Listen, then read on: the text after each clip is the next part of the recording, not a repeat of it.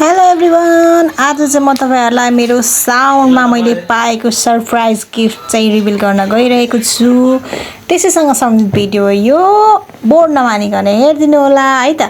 ल अनि अब म चाहिँ आफ्नो यो सरप्राइज गिफ्ट चाहिँ अनबक्स गरिरहेको छु। यो मलाई कसले ल्याइदिएको होला भनेर गेस गर्नु त। अब पक्कै पनि म त म्यारिड मान्छे हैन, मलाई मेरो बुढाले नि ल्याइदिनु भएको हो हैन। अनि अब यो साउन्डमा त अब छ नि त एउटा चलन चल्ती आजकल झन् एकदम ट्रेन्ड छ टिकटक सोशल मिडिया है मा चाहिँ एकदम यस्तो गिफ्टहरू एक्सचेन्ज गरेको एक्सचेन्ज भन्दा पनि दिएको बोयफ्रेन्ड गर्लफ्रेन्डलाई अनि हस्बेन्ड वाइफलाई दिने चाहिँ यो देखिरहेको मलाई अलरेडी त आश लागेको थियो। त्यस्तो धेरै हो ल्याइदिहाल्नुहुन्छ जस्तो त मलाई लागेको थिएन। अब यस्तो कुराहरू किन्नको लागि पैसा त बेला बेलामा पाइरहेको हो, खासै ठुलो कुरा हो हैन। तै पनि मलाई ल्याउनुहुन्छ भने जस्तो लागेको थिएन। अनि खासमा चाहिँ फेरि के भएको भने आन्टीको लागि मेरो काकी सासूको लागि चाहिँ कपडा किन्नु छ भनेर अङ्कलले यहाँ पसल नजिकै कहाँ छ जहाँ चाहिँ सबै कुरा पाउँछ भनेर सोध्नु भएको। अनि उहाँहरू काका भतिज जानुभयो। मलाई मेरो लागि केही ल्याउन लाग्यो भने मलाई रत्ति पनि एक्सपेक्टेसन थिएन। अनि आन्टीलाई यस्तो यस्तो लिएर आएको भनेर गिफ्ट अङ्कलले ब्यागमा जब हाल्नु भयो अनि मेरो मन चाहिँ खिन्न भयो कि दुईटा मात्र चुरा मलाई पनि ल्याइदियो भने हुन्थ्यो नि। ओहो म कति खुसी हुन्थेँ यस्तो मलाई भइरहेको थियो है। भरे त केही पनि नलिएर आउनुभयो भने एकछिन रिस आएँ के कस्तो मन खिन्न भयो। लास्टमा त एउटा यो तपाईँको लागि हो भनेर भन्नुभयो। अब फेरि हेर्नु है, अब तपाईँको लागि भनेर कसले भन्नुभएको भनेर भन्नुहुन्छ भने मेरो काका ससुराले भन्नुभएको।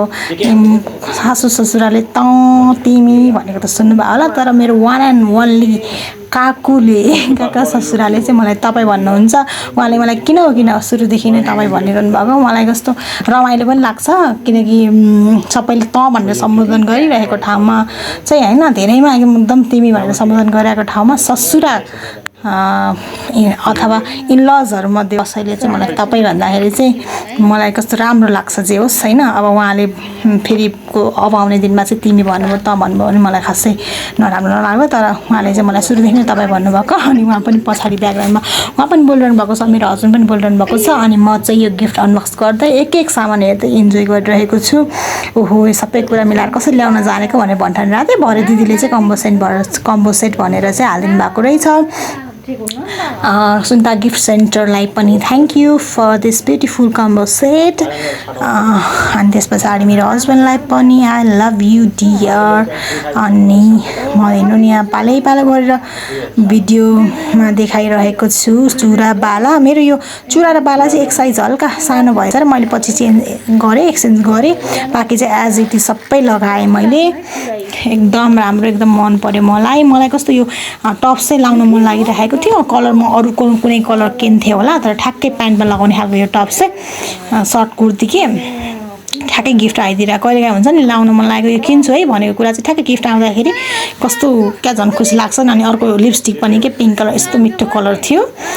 अनि त्यस पछाडि कानको सेट के थियो भने टिका हैन, अलिकति सिन्दुर मेहन्दी पोते कति वाउ थियो कि। अनि त्यसपछि टप्स इयरिङ अनि रोजवाला चिम्टी अनि अर्को के थियो यति नै थियो।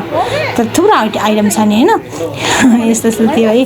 हेर्नु कस्तो राम्रो ग्रिन कलरको कुर्ती कस्तो मन पर्यो मलाई त वाउ लागिरहेको थियो। म देखाइरहेको छु भिडियोमा मक्ख परेर